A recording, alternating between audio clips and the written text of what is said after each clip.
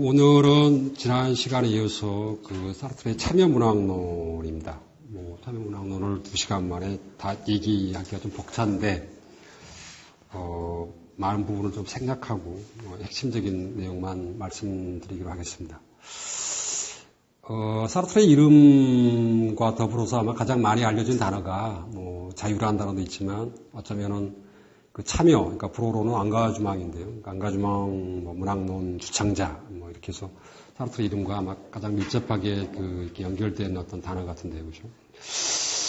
그래서 그 문학이란 무엇인가라는 이제 그 책인데요. 다행스럽게 민음사 세계문학 전집에서 이 책이 번역돼 나왔습니다. 그러니까 문학이란 무엇인가. 그러니까 우리가 보통 참여문학론의 어떤 경전이라고 얘기를 하는데, 그 경전의 어떤 이 내용이 다 번역이 돼서 상당 부분 좀 저희들에게 그렇죠 도움이 되는 어떤 그런 입장입니다. 그 다음에 제가 알고 있는 부분에서는 아마 문학이란 무엇인가가 이 민음사 세계문학 전집에서 아직까지는 드물게 그렇죠 문학 이론에 해당되는 책입니다. 나머지들은 거의 다 작품인데 그렇죠. 그래서 한번 읽어보시기 바라고요.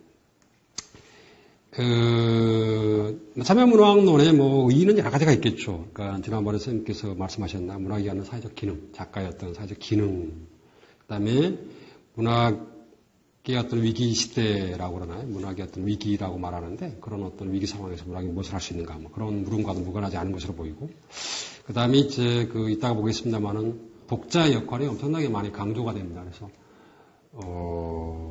umberto 에코랄지, 마르트랄지, 그 다음에 독일에서 말하는 수용 미학들, 이런 어떤 이제 문학 이론들과도 많이 연결되어 있고, 그래서 이 사르트르의 어떤 참여문학론 자체가 단순히 문학의 어떤 사회적 기능만이 강조된 것이 아니고, 돌아보게 되면은 독자의 어떤 지위, 독자의 역할과 관련지어서도 상당히 많은 그런 얘기들을 할 수 있지 않을까라는 생각이 듭니다. 오늘 제가 말씀드리고자 하는 것은 이 문학이란 무엇인가에서 아주 드물게 아주 중요한 문장이 있습니다. 한 문장이 뭐냐면, 제가 그냥 요약을 했는데, 타자에 의한 예술하고 타자를 위한 예술입니다. 그러니까 사르트르가 그렇게 얘기를 하고 있는데, 예술에는 뭐죠? 타자에 의한 예술과 타자를 위한 예술이 있을 뿐이다라고 얘기를 하는데, 제가 보기에는 이 말이 이 문장의 이 책의 어떤 핵심적인 내용이 아닌가 싶습니다.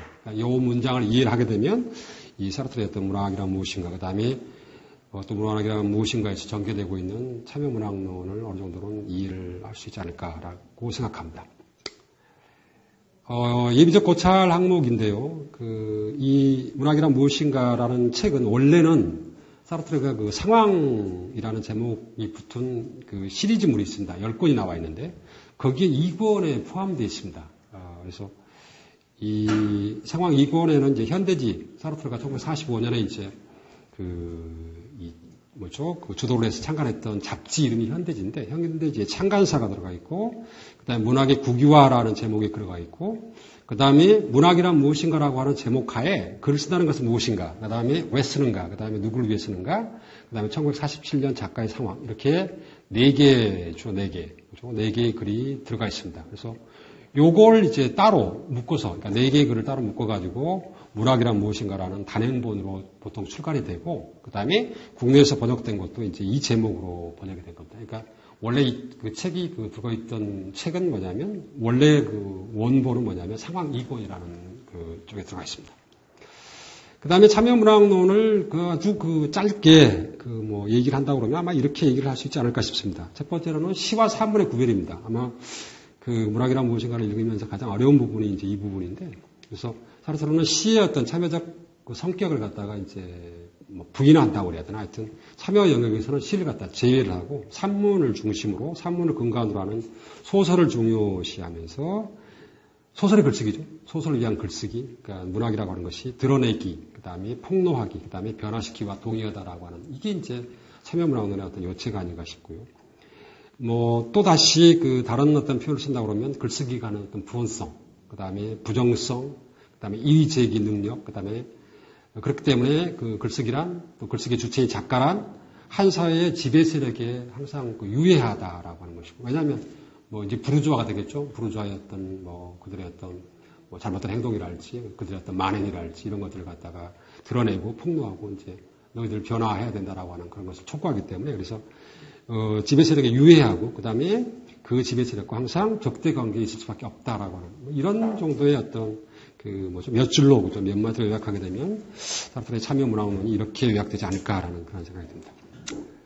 오늘 제가 이제 말씀드리고자 하는 것은 결론을 먼저 말씀드리면 사르트르의 어떤 참여 문학론에서 특히 이제 독자, 즉 타자를 이제 중시하는 어떤 문학론인데 지난 시간에 말씀드렸던 이제 글쓰기를 통한 어떤 자기 구원의 문제입니다. 그래서 자기 구원을 위해서는 이제 작가가 글쓰기를 해야 되고 그다음에 그 글쓰기라고 하는 것이 결국은 독자들에 의해서 이제 읽혀져야 하는데 작품이 읽혀져야 하는데 지난 시간에는 이제 자기 구원의 어떤 그런 메커니즘까지를 말씀드렸고, 그 다음에 이제 구토의 마지막 부분에서 독자의 어떤 존재가 반드시 필요하다라고 하는 것까지를 말씀드렸습니다. 그죠? 그래서 오늘은 이제 왜 작가의 글쓰기는 타자, 즉 독자를 향해야 하는가라고 하는 그런 질문을 던지면서 이제 사르트르의 어떤 문학론 자체가 독자를 위한 어떤 문학론이 될 수밖에 없는, 그죠? 그러니까, 작가가 자기 구원을 위해서는 독자의 존재가 반드시 필요하기 때문에 독자를 갖다가 껴안을 수 있는 어떤 그런 장치를 항상 마련해 줘야 된다라고 하는 그런 저기를 말씀드리고자 합니다. 그래서 이제 지난 시간에 문학을 통한 자기 구원의 가능성, 그래서 구토 말미에서 확인했고, 특히 독자의 존재에 주목해 보았죠.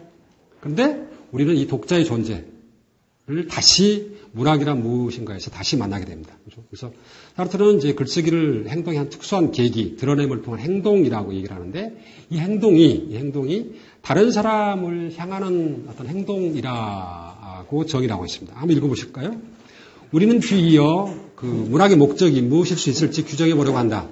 그러나 지금 당장이라도 이렇게 말해줄 수는 있는데, 즉 작가란 세계와 특히 인간을 다른 사람들에게, 이게 중요합니다. 다른 사람들. 이게 이제 타자하고 독자인데, 드러내 보이기를 선택한 자인데, 그 목적은 이렇게 드러낸 대상 앞에서 그들이, 즉 다른 사람들이 전적인 책임을 지도록 하기 위한 것이다 해서, 구토의 말미에서 우리가 만났던 독자의 존재를 문학이란 무엇인가 해서 다시 만나게 됩니다. 그래서, 우리가 이제 여기서 한 가지 이제 그러니까 질문을 던져야 될 것은 왜 작가의 글쓰기는 반드시 타자에게로 향해야 되는가? 왜 타자를 겨냥해야 되는가라는 그런 물음이 되겠습니다. 그렇게 하고 이것이 아까 제가 모두에서 말씀드렸듯이 뭐죠?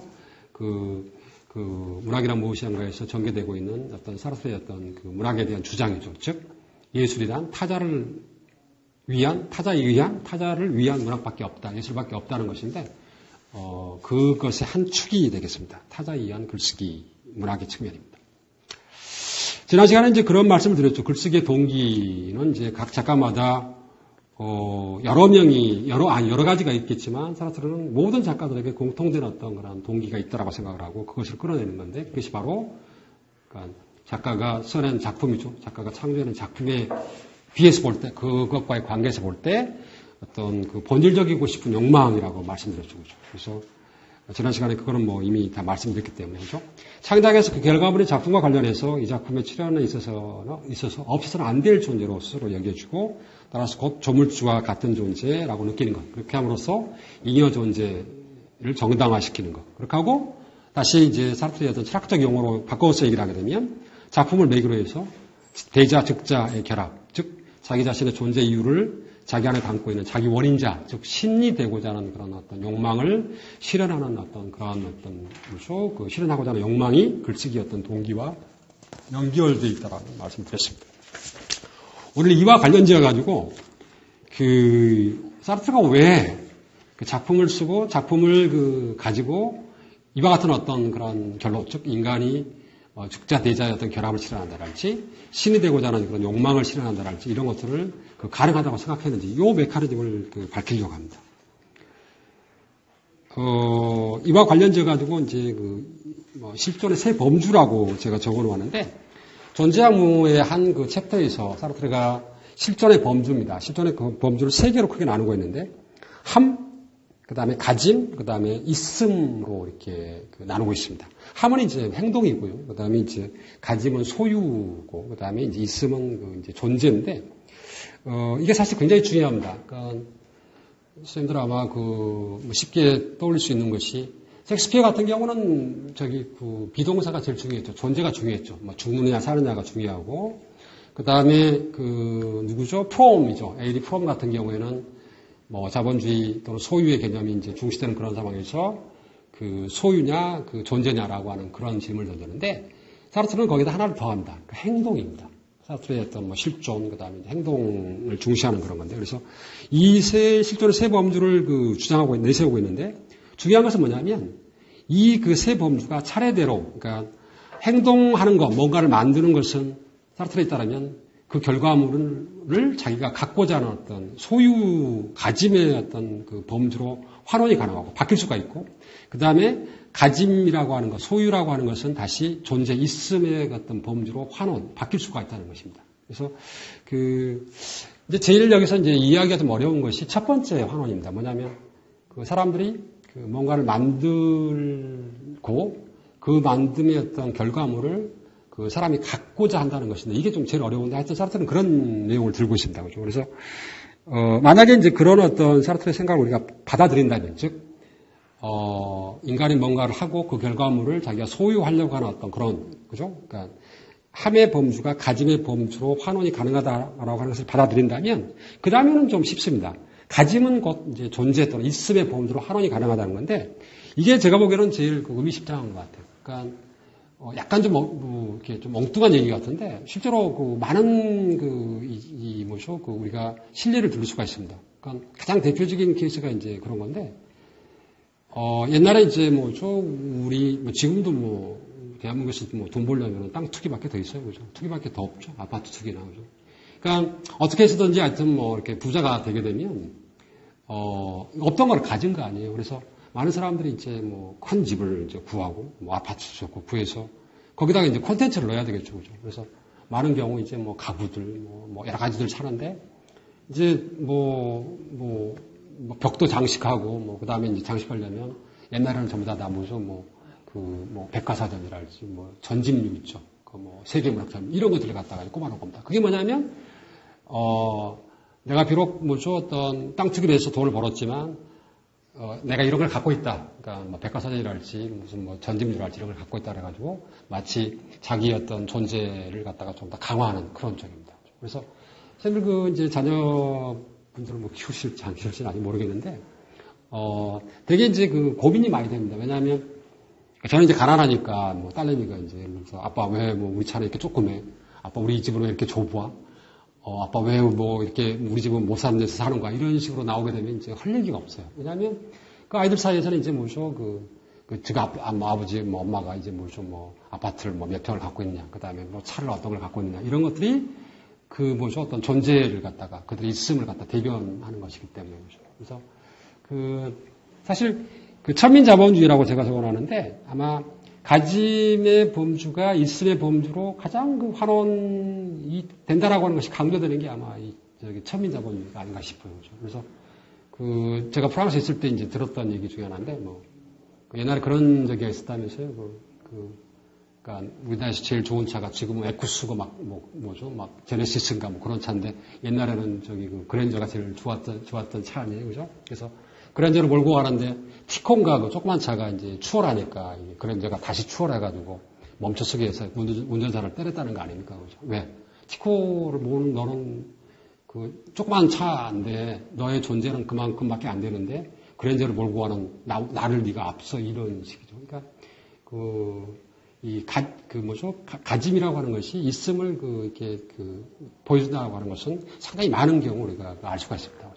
선생님도 그러시죠?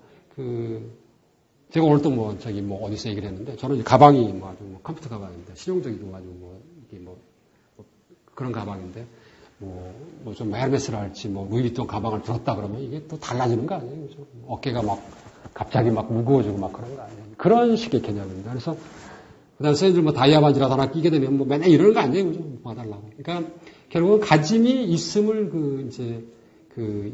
반영한다는 것은 나름대로 이해가 갑니다. 그래서 자본주의에서 이거 없으면 서운하죠. 그렇죠? 그래서 사르트르는 이렇게 얘기를 하고 있습니다. 만년필, 파이프, 의복, 책상, 집 등은 나이다. 그죠? 나다. 나의 존재를 반영한다는 거죠. 내가 소유하는 것 전체는 나의 존재 전체를 반영한다. 나는 내가 소유하는 것 바로 그것이다. 사람들이 이렇게 말씀하실 수 있어요. 그렇죠? 어느 정도는 가능한 거 아닌가요? 그렇죠? 그러니까 그 대상이 돈이고 건물이고 막 그러니까 그렇지. 예컨대 지식이라고 그래도 뭐, 그렇죠? 그러니까 포플러가 그랬나요? 그 제3의 물결인가 그 저자가 그 앞으로는 뭐 지식이 곧 권력이 되는 세상이다라고 하는 건데 지식을 갖는 것도 소유하는 거 아니에요? 그렇죠? 그다음에 요새 특히 뭐 정보사에서는 정보를 갖고 있는 게 곧 그 뭐죠 어떤 힘이 되는 그런 거니까 그래서 그런 것들을 연상하시게 되면은 나름대로 분명히 따라서 많이 소유하면 소유할수록 그만큼 도전이 한다라고 하는 그런 어떤 이제 명제가 성립하게 되는 거죠. 그렇죠? 자본주의 사회에서는 뭐 누구도 이 명제를 아마 부정할 수는 없을 것 같습니다. 개인적으로 그렇죠.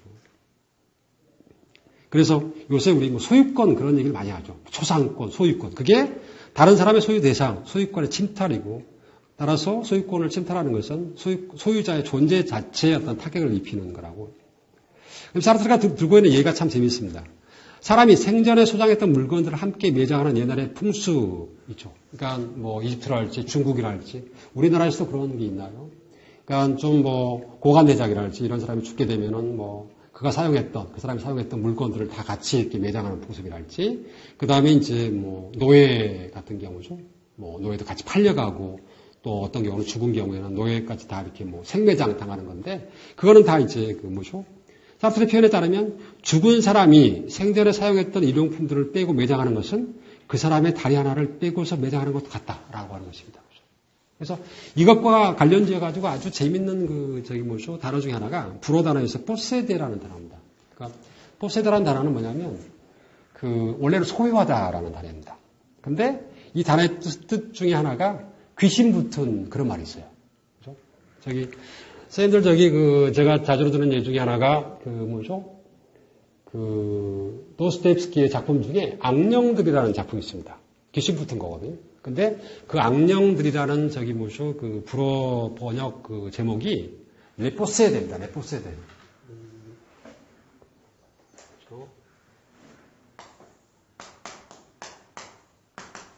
그래서 귀신 붙은이란 말입니다. 그러니까 악령들입니다. 그래서 그러니까 사르트르 생각으로는 왜 이제 그 뭐죠?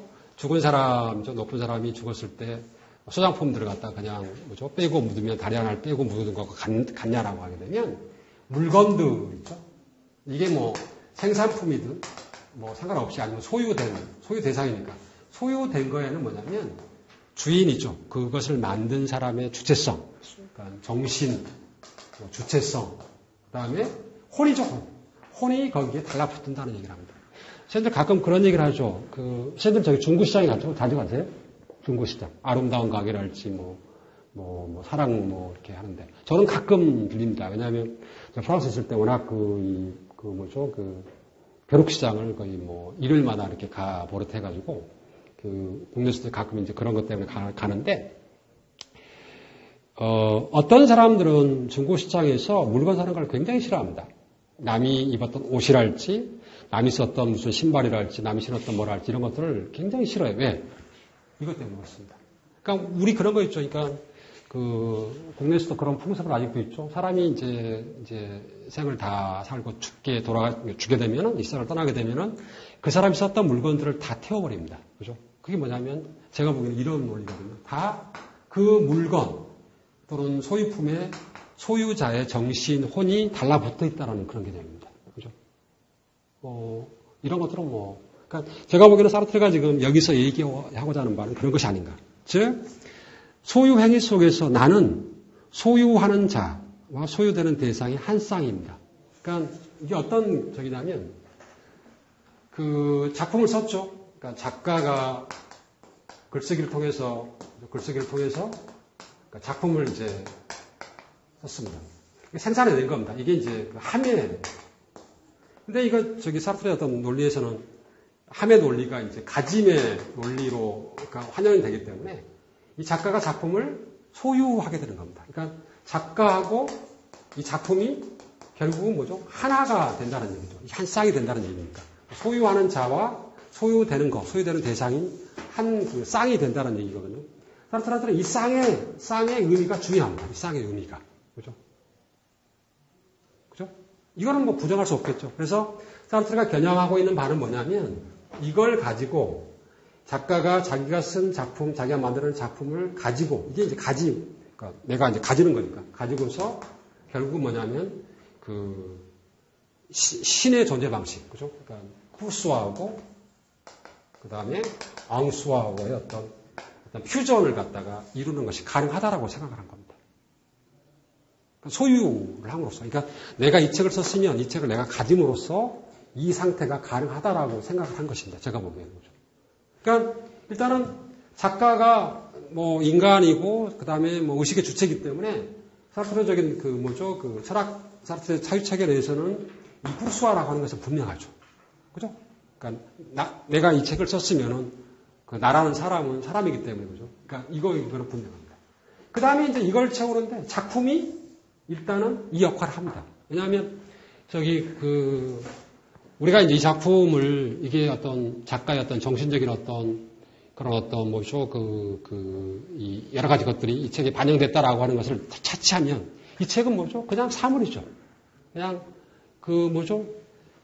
가장 간단한 얘기로 검정 것은 뭐죠? 글자고 하얀 것은 종이입니다. 그죠? 그러니까 예를 들어서 뭐 제가 저번 시간에도 말씀드렸죠. 이 책이 길거리에 떨어져 있잖아요. 그러면 지나가는 개는 그냥 내려놓고 그냥 가요. 그죠? 그런 의미에서 사물입니다. 그러니까 작품의 어떤 본질적인 측면은 사물이거든요. 근데 우리가 사르트르의 어떤 사유체계 내에서 사물의 존재 방식은 즉자죠. 그러니까 앙수합니다. 그러니까 이게 굉장히 나이브한 어떤 생각 같은데 사르트르가 저는 그렇게 생각했다고 생각합니다. 그러니까 이 작품을 써가지고 소유를 함으로써 작가와 작품의 어떤 이 결합 양태가 이런 상태를 이론적으로는 형성, 그죠? 이론적으로는 이 결합이 가능하다라고 판단했던 것이 아닌가라는 저희 생각입니다. 그죠?